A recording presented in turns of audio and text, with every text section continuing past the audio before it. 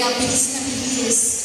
Pero sabi ko, hindi naman po pwedeng hindi ako pumunta dito. At bumati, at syempre makisalo sa inyong 27th anniversary.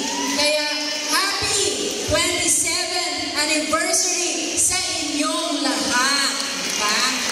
Syempre, pinabati ko, unahin ko ang aking new found na mag-anak, Gonzales din pala siya, Yusek ng PCUP, si Yusek Michelle Gonzales. Ma'am. Of course, napakasipag na barangay captain, barangay captain Benito Sernan, ang councilor ng District 2 na nasa loob ko kasi sa labas, kaya dapat ewan ko baka may lakad si Benji. Sabi ko sa mama mo ko, kaya nandito pa rin. Benji Avalos. No?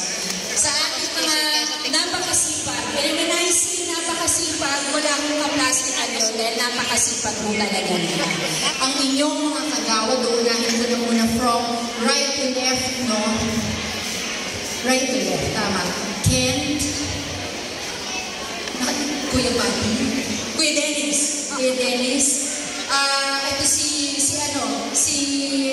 ang kailin ni Jules ngayon. Diyos ko, ano ba yan? Mahirap kasi kapag si Madam Ali. Ano ba ang first name? Andrea! Of course, ang presidente nyo nga ever macho, no? Magawad Melchor. Si Ate Angie. Si Tita Linda. Si Kagawad Pati. Ang nanay, ang original Gabriela Sinang.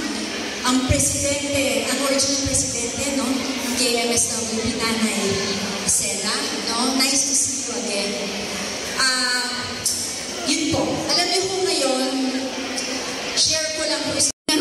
Pumasok po ako ng time na pinaparos. Sorry, i-open ko na po ito ha, dahil naman mahirap naman. Ayoko kasi ng ano alam mo yun, yung parang deadma ka dyan. Sabihin ko na, kami ho, sabihin ko sa Sisi Boyen, nakikita nyo naman ho yan. Dahil lahat ho ngayon, transparent na dahil nagbubulat-latan ho ngayon, di ba ho? Kahit kung tingnan nyo ho yan dun sa website, sumbong mo sa Pangulo, tsaka sa Project DIME, yun ho yung BPM. Wala ho, hindi ho nagtaksin, ever, si Congressman Boyen sa mga ganyan-ganyan. Ay talaga makakatingin ho ako sa inyo, straight face, look in the eye, totoo ho yun. Dalawa ho yung nakalista doon. Ha? Una ho, kami ho, yung una ho doon, yung flood control sa loob ho ng mental hospital, kasi hihingi ho talaga yun ng chief ng mental hospital. Dahil meron ho yun, portion doon na binabaha. Hindi pwedeng deadmahin kasi sa ilalim po sa mauwi, nandun dumadaan ang Maytunas Creek. So talagang kailangan nila, this was back in 2022. Yung susunod po doon, nakalista doon, DPWH po ang nagpatupad po doon. DPWH initiative dahil ho, totoo naman ho ang Mandaluyong, talaga, bahagi naman talaga. Yun naman ang hindi natin mapipikit matahan. Okay. Share ko lang ho mabilis, ha? Hayaan niyo ho, meron naman ho akong pagpagana sa inyo mamaya. Sinasamantala ko na lang ho ito dahil napakarami ho ng tao dito, mami. Okay. Eto ho, nakipag-meeting kami sa Barangay Hulo tsaka Barangay Plainview noong isang araw. Bakit? Kasi ho, kung hindi ho, di nagkakabukingan ho kasi ngayon, okay? For 2026 po kasi, nag-recommend sa akin, dahil ako ho ang congresswoman ngayon, na kailangan ko ho magkaroon ng flood control doon sa may silo. Dahil talagang sa may tapaking, sa may area na yon, dahil talagang napakabaha. Diba ho? 10 years old na ho yung flood control doon. Kaya bumababa naman ho Hindi ho tulad dati na 3 araw, 4 na araw. Kung taalong kayo taga-Mandaluyong, alam niyo ho yung klase ng baha doon. Ngayon naman ho, nagkaroon ho doon talaga ng flood control. Tumataas, lalo na iba na, climate change naman ho talaga ngayon Pero, bumababa naman ho diba ho? Bumababa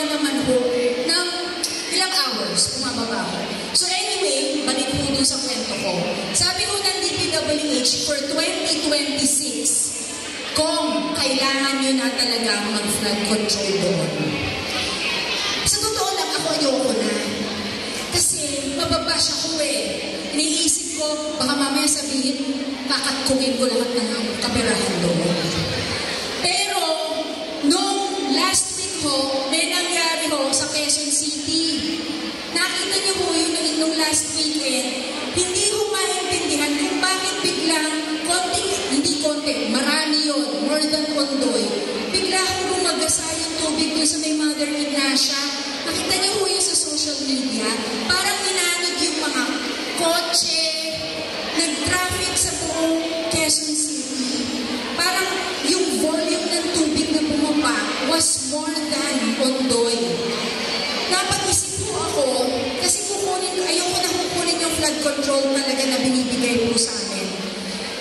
Pero naisip ko, paano kung mangyari din sa atin dito sa Mandaluyong yung ganong insidente? Dahil hindi mo naman masasabi kung kailan yung tatama sa inyo eh. Buti po ang Pangulo natin, nagkaroon ho, tingnan niyo ho pag wala kayong ginagawa. Meron ho siyang comprehensive flood program sa buong Pilipinas. Ang pangalan po nun, Project Noah. Noah as in Noah's Ark. Di ba yung sa Bible, bumaha yung Noah's Ark, bahang-baha yung sa ganyan. ProjectNoah.com. Check niyo po yun. Ang utos po sa amin doon, kapag yung area nyo naka-red zone, sinasabi mo sa mga congressman, kapag naka-red zone, kunin nyo yung flood control program. Kasi delikado na eh. Delikado na yung lugar nyo. Check nyo po ang Mandaluyong kung alin po doon ang mga nakapula na. Yung isa po doon na area, yung doon po sa may tapaking doon sa City Hall. Upon the consultation sa Barangay Hulog at Barangay Plainview, dahil ang Plainview ang talagang tinatamaan eh, kukunin na ho muna yung flood control program doon sa lugar na yon. Mahirap po, syempre ako ho ang tatamaan yan. Pero at the same time, hindi ko rin ho naman kaya na sinirekomenda na sa akin na dapat kunin, para lang hindi ako mabash, para lang madali ang buhay ko, hindi ko na kukunin. Hindi ko ho kaya yon. Ito hong lagay na to, with the climate change and the kind of rains we have, I think, kailangan kunin. Kaya ko ito sinasabi sa inyo para maging transparent lang po. Dahil alam niyo naman ho, nag-umpisa po ang lahat ng gulong ito sa kakatago at kakasipuatan. Pero ayoko nang pahabain dahil negative ang issue. Nakakasawa na, di ba? Nandito lang kami, tuloy-tuloy lang po ating ugnayan para lalo natin mapaganda ang inyong buhay. Ang PCUP po ay naglunsad ng aming Community Development and Social Protection Program kailan lang. Ito ay tinatawag namin Alpas Komunidad. Ano ibig sabihin nun? Alpas, ibig sabihin makawala sa tanikala ng kahirapan dahil gusto ni Pangulong Bongbong Marcos lahat tayo umangat makaalpas sa kahirapan. Alpas, letter A, ibig sabihin access. Access. Kami ang PCUP ang inyong tunay sa iba't ibang sanga ng gobyerno. Magkaroon kayo ng dagdag kita para sa inyong pamilya, lalo-lalo na ngayon sa panahon ngayon, ang hirap, di ba? Kaya ang PCUP nagsasagawa ng iba't ibang capability building seminars. Ang balita ko nga, itong punto dito, PCUP rin ang nagturo, di ba? Kaya marami pa pong iba-ibang training si Sir Chito sa inyo para gumanda ang inyong pagmamahalan.